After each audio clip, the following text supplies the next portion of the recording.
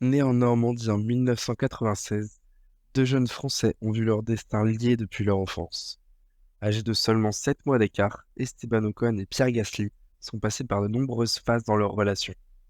Amis d'enfance, rivaux en karting pour finir coéquipiers en Formule 1 chez Alpine, retour ensemble sur l'histoire commune de ces deux pilotes.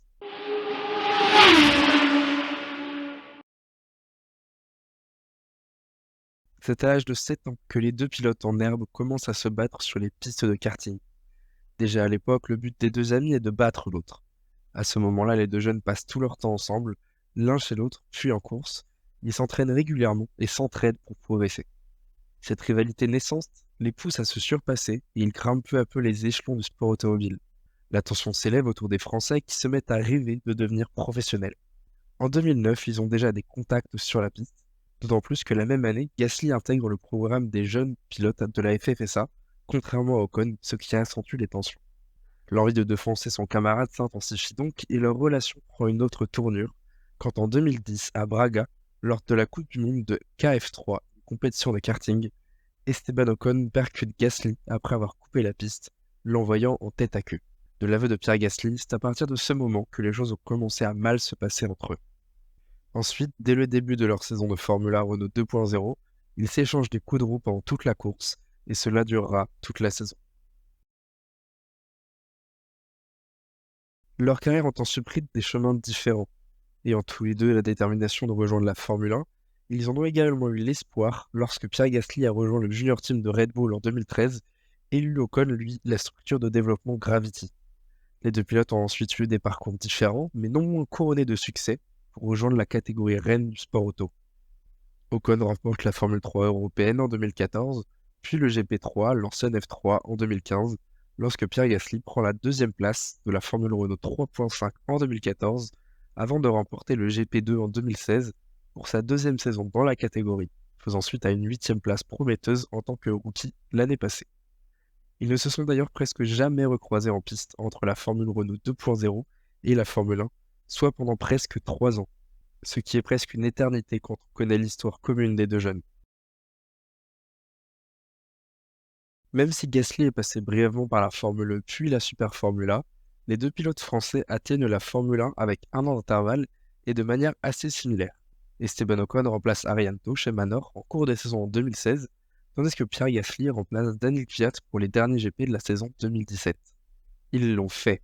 Après avoir commencé leur carrière ensemble à 7 ans, les deux pilotes atteignent leur objectif et vivent leurs rêves.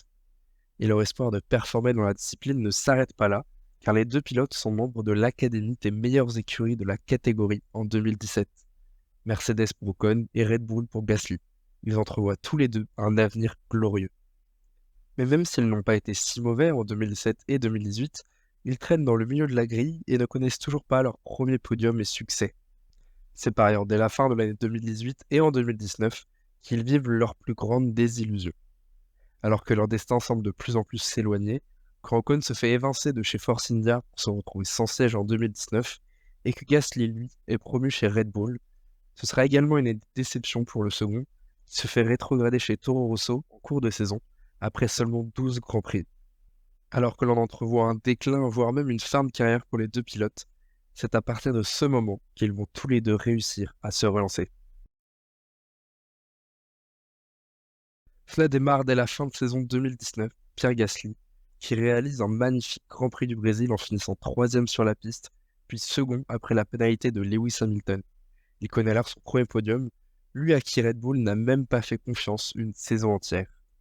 Dans le même temps, Esteban Ocon rebondit chez Renault, qui deviendra Alpine en 2021, et revient en Formule 1 en 2020 après une saison blanche qui l'a fait douter sur sa carrière, mais pendant laquelle il n'a jamais autant appris. Et c'est bien lors de cette saison que les deux pilotes prennent un autre statut sur la grille. Gasly, après sa victoire fantastique à Monza, qui lui va remporter une course haletante dans laquelle il a maintenu Carlos Sainz pendant plusieurs tours en fin de course, et Ocon lorsque lui aussi goûte aux joies du podium en toute fin de saison lors du Grand Prix de Sakhir. L'année suivante, c'est Ocon qui remportera un duel à suspense contre Sébastien Vettel pour s'adjuger à son tour sa première victoire en Hongrie, tandis que Pierre Gasly montera une troisième fois sur le podium en Azerbaïdjan. Souvent proche en piste, le paddock de la F1 accorde de plus ou moins le même crédit à ces deux pilotes, On les voit proches en niveau et on les voit mériter tous deux une place à proximité des top teams de la grille. C'est donc sans surprise qu'ils finissent par être coéquipiers lorsque Gasly rejoint Ocon chez Alpine en 2023.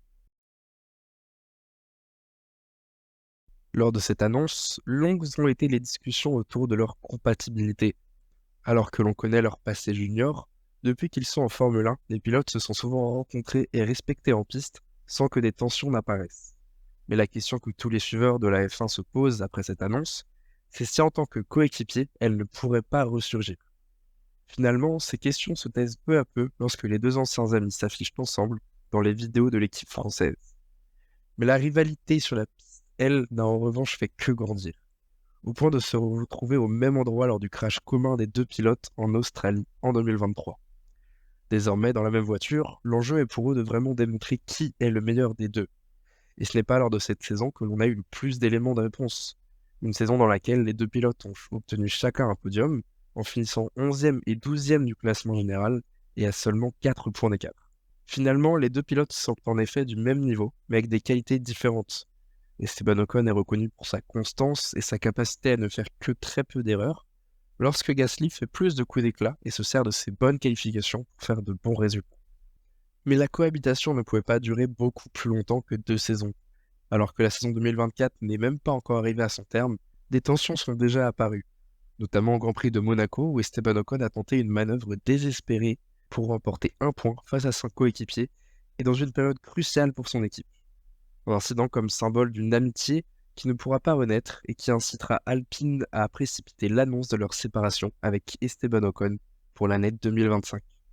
Désormais impatient de se rendre chez Haas, sa nouvelle écurie, Esteban Ocon se fait depuis régulièrement battre en piste par Gasly, ce qui annonce une fin de saison compliquée pour le futur ex-pilote de l'écurie française. Après avoir été amis, adversaires, rivaux, coéquipiers, la relation entre Esteban Ocon et Pierre Gasly est passée par de nombreuses étapes. Deux pilotes normands nés en 1996 ont réussi à rejoindre la Formule 1 et depuis, leurs parcours sont entremêlés. Entre désillusions et succès, les deux pilotes ont aujourd'hui un palmarès similaire. 148 Grands Prix dont 3 podiums et une victoire pour Ocon, et 144 courses dont 4 podiums et une victoire pour Gasly. Souvent proches en piste, ils ne le sont plus dans la vie, mais désormais pilotes confirmés, au risque de les voir encore pendant plusieurs années sur les mêmes grilles de départ. Merci d'avoir regardé cette vidéo. N'hésitez pas à m'indiquer en commentaire si vous l'avez aimé, n'hésitez pas à lâcher un like et à vous abonner si ce genre de vidéo sur l'histoire des pilotes de F1 vous plaît. À bientôt.